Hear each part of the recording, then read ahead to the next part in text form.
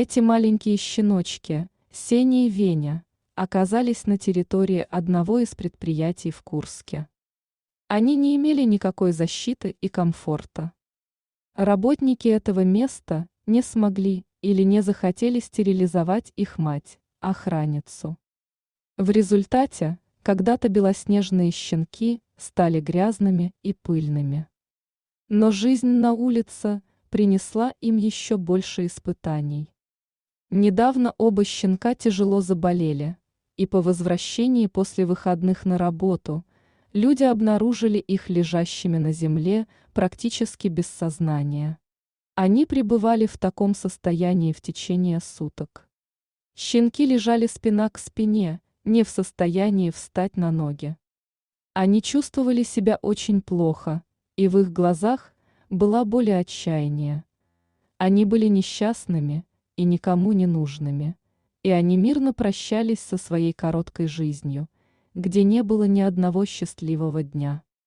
Одна женщина, которая нашла одного из щенков, заметила на нем клеща и предположила, что это могло быть причиной их этого состояния, но как помочь им, она не знала. Отсутствовали деньги на посещение ветеринарной клиники, и у нее уже было 5 собак дома, которых она увезла с улицы. Ей было сложно пристроить больных щенков в Курске. Тогда она позвонила мне и рассказала о Сене и Вене.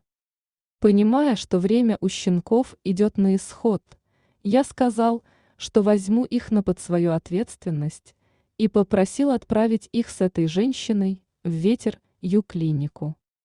Врачи дали диагноз – энтерит вирусный. Сеня и Веня таяли прямо на глазах, превращаясь в тощих телег, еле дышащих. У них уже не было сил сражаться, и надежда на спасение тускнела.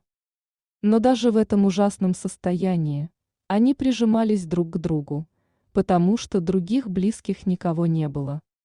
На данный момент щенки находятся в местном стационаре, и их состояние остается тяжелым. Мы активно готовимся к их перевозке в Москву. Оставить их в Курске не представляется возможным, так как местный стационар не оснащен для лечения пациентов с такими инфекциями вирусными, хотя врачи делают все возможное. Однако никто не сможет посещать щенков в стационаре, и к тому же, что будет дальше? Время, проведенное в клинике, ограничено. У нас нет выбора.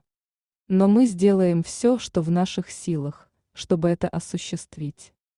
Если вам понравилась история, подпишитесь на канал. Всем добра, любите животных.